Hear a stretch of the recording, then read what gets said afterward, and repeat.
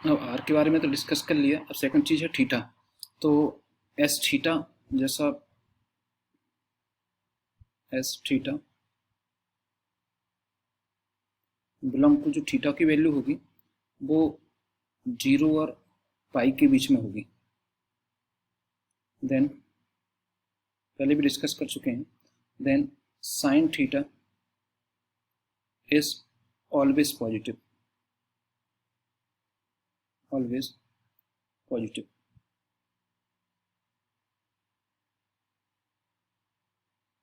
And cos theta will be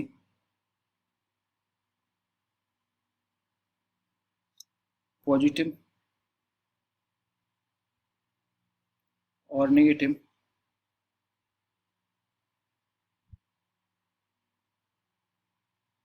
according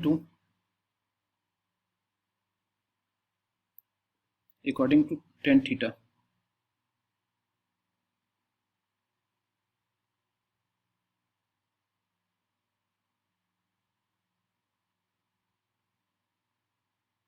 According to tan theta. According to tan theta being positive or negative respectively.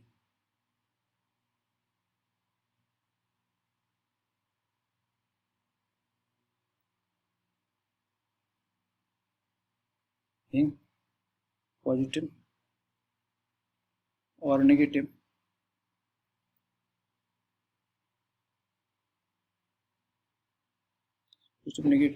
respectively.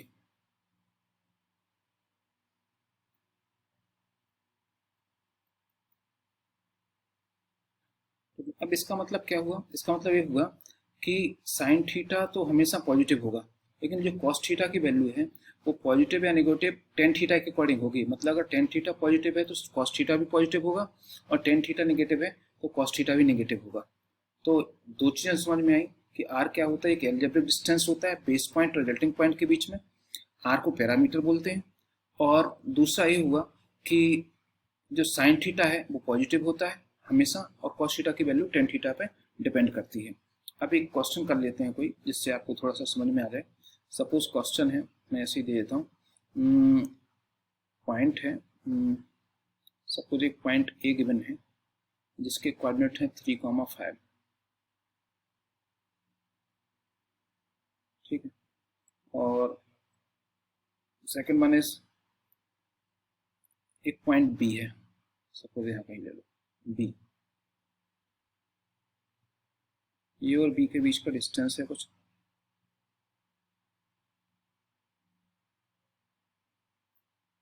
ए और B के बीच का distance है, वो distance है suppose 10। तो B के coordinate आपको फाइंड आउट करने के लिए कहा गया। जो स्ट्रेट लाइन है, स्ट्रेट लाइन है 2x, स्ट्रेट लाइन को बढ़ा लेते हैं, 2x प्लस वाई प्लस 4 नहीं सॉरी प्लस 3 इक्वल टू 0। ये सपोज एक स्ट्रेट लाइन है, कुछ भी ले लेते हैं वैसे तो 0, ये स्ट्रेट लाइन है। ठीक है। तो मैं क्या करूँगा, एक स्ट्रेट लाइन है दी है जिसके साथ और ए और बी पॉइंट है। ठीक है, निकालते हैं, करते हैं। ओके, तो बी के कोऑर्डिनेट फाइंड आउट करने हैं। तो सबसे पहले तो जो गिवन स्ट्रेट लाइन है उस पर डिस्कस करें। गिवन लाइन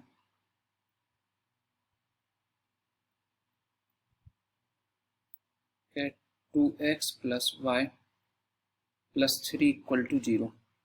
पहले यहाँ से इसका स्लोप निकालें। स्लोप निकालेंगे तो y इक्वल टू हो जाएगा -2x माइनस 3। जैसा कि जानते हैं अपन कि y equal to mx plus c होता है, तो देन स्लोप m कितना हो जाएगा, m इक्वल टू -2। आप जानते होंगे कि y equal to mx plus c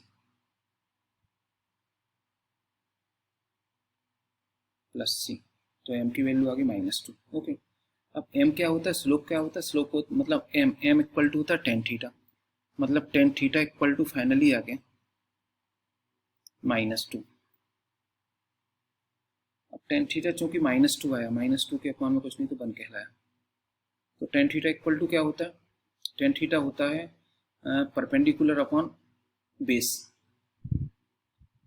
perpendicular upon base होता है। तो h क्या होगा? h equal to root of p square plus b square. So h equal to root of p मतलब -2 का स्क्वायर प्लस 1 का स्क्वायर, मतलब h equal to 4 plus 1 5 root of 5, ये h निकल आया। Then sine theta, sine theta क्या होता है? साइन थीटा होता है perpendicular upon hypotenuse. Perpendicular upon hypotenuse का मतलब ये हुआ, परपेंडिकुलर कितना निकला यहाँ पे लिख लेते हैं, sine theta equal to perpendicular कितना हुआ? परपेंडिकुलर था आपका -2 और हाइपोटेनस का √5। तो यहाँ पर मैं माइनस नहीं लिया, मैंने माइनस इसलिए लिया क्योंकि मैं पहले ही बता चुका हूँ कि theta is always positive. Theta क्या है? पॉजिटिव है, ठीक ना। तो यहाँ पे साइन थीटा क्या होगा? Always positive. तो यहाँ पे नेगेटिव नहीं लेंगे, यहाँ पर पॉजिटिव वैल्यू लेंगे। एंड लेकिन जब कॉस थीटा निकालेंगे तो कॉस थीटा क्या होता है? Cos theta is base upon hypotenuse. तो बेस कितना है? Cos theta base is 1। लेकिन मैंने आपको पहले लिखवाया कि अगर टेन थीटा की वैल्यू नेगेटिव है तो कॉस थीटा भी कैसा होगा? नेगेटिव होगा। और यहाँ पर टेन थीटा क्या है? -2 है। तो टेन थीटा चूंकि नेगेटिव है तो इसकी वैल्यू भी माइनस में ले लेंगे, तो -1/√5। तो ये चीज़ बेसिक चीज़ है, आपको याद रखना है। बहुत छोटी सी मिस्टेक होने से आपका क्वेश्चन का आंसर गलत आएगा और आपके मार्क्स चले जाएंगे। तो कॉस थीटा इज -1/√5। दूसरी चीज, ये डायग्राम बनाने के इसलिए बताया मैंने, बना के इसलिए बताया जिससे आपको ये समझ में आ जाए कि जो रिजल्टिंग पॉइंट है वो बेस पॉइंट के बिलो है। अब चूंकि रिजल्टिंग पॉइंट बेस पॉइंट के बिलो है तो जो आर की वैल्यू है या ए और बी के बीच का जो डिस्टेंस है ये कैसा आएगा? ये हमेशा पॉजिटिव आएगा, नेगेटिव नहीं आएगा। तो and r equal to 10, r equal to 10 है। तो आर मिल गया, साइन थीटा मिल गया, कॉस थीटा मिल गया, और एच और के और ले लो। एच क्या है? ये के जो कोऑर्डिनेट है वो क्या है? 3,5। तो एच इज 3 एंड के इज 5। तो सभी चीजें मिल गई। हाँ, जब ये सब निकल गया तो क्या करना है आपको? अब निकालना, बी के कोऑर्डिनेट निकालना है। तो बी के कोऑर्डिनेट एक्स इक्वल टू क्या था? X equal to h plus r cos theta. So x equal to h 3 plus 10 cos theta. Cos theta की वैल्यू क्या है? -1/√5। So x is 3√5 -10 and y equal to k plus r sin theta. तो y equal टू k, k की वैल्यू कितनी है? 5 प्लस 10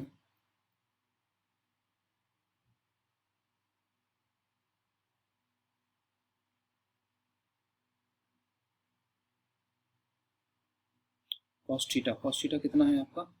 2/√5, 2/√5।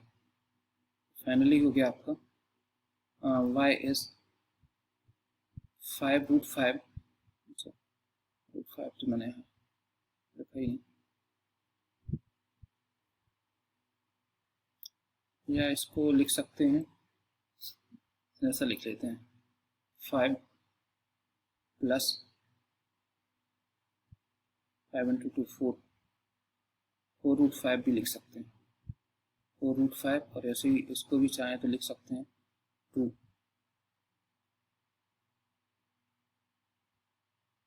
3 माइनस 2√5 ऐसे भी लिख सकते हैं। तो अभी आपके बी के कॉर्डिनेट निकला है, देन बी के कॉर्डिनेट क्या थे, x, y, तो ये आपके आ गए। ऐसे फाइंड आउट किए जा सकते हैं, टफ नहीं है, इजी है, बस आपके बेसिक कंसेप्ट क्लियर हो। तो 3 माइनस 2√5 एंड 5 प्लस 4√5, ये आपका आंसर है। और देखते हैं, एक आध क्वेश्चन और देख लेते हैं कोई। एक क्वेश्चन और है कि सपोज एक लाइन है, थोड़ा सा और बढ़ा लेते हैं लाइन, स्ट्रेट लाइन है, नहीं बनी तब भी। ये एंगल थीटा है, यहाँ पर एक पॉइंट सी है, यहाँ पर एक पॉइंट ए है, suppose this one is B. A के कोऑर्डिनेट हैं -1,4, ए वाला डिस्टेंस 3 है, ए वाला डिस्टेंस 10 है। बी के और सी के कोऑर्डिनेट फाइंड आउट करने के लिए कहा गया है आपसे, और थीटा जो दिया गया है, थीटा इक्वल टू, ये दिया है 60 डिग्री, थीटा दिया है 60 डिग्री। क्वेश्चन समझ में आ गया। आपको एक पॉइंट ए दिया गया है जिसके कोऑर्डिनेट -1,4 है, तो आपको एक पॉइंट बी है और एक पॉइंट सी है। ए से बी का डिस्टेंस 3 है और ए से सी का डिस्टेंस 10 है। अब आपको बी और सी के कोऑर्डिनेट फाइंड आउट करने हैं, तो करते हैं। जैसा कि समझ में आ रहा है कि ए जो है वो बेस पॉइंट है, बी और सी क्या है, रिजल्टिंग पॉइंट। रिजल्टिंग पॉइंट वो होते हैं जो फाइंड आउट करने। सबसे पहले तो for finding coordinate of B,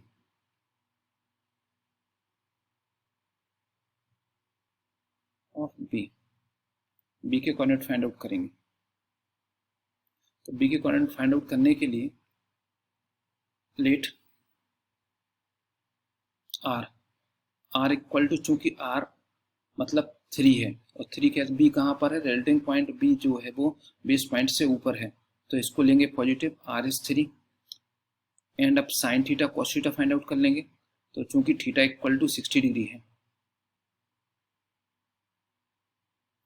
तो साइन थीटा इक्वल टू कितना होगा, तो साइन 6, देन डायरेक्ट निकाल लेते हैं, x equal to h plus r cos theta. अब यहाँ पर h कितना है, -1 है और k है 4, so x is h plus r cos theta, so x is h -1 है प्लस r मतलब 3 है और cos 60 डिग्री, तो हो गया -1 प्लस 3 cos 60 की वैल्यू जो होती है वो होती है 1/2। तो ये हो गया आपका x इक्वल टू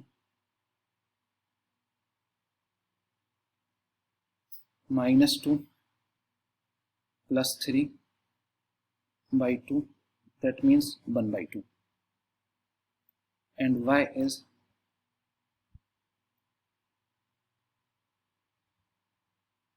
k plus r sin theta, so y is k है 4 प्लस r है 3 और sin 60, तो sin 60 की जो वैल्यू हुई वो होती है 4 plus 3, sin 60 is √3/2, √3/2, so 8 plus 3 √3/2, ये हो गया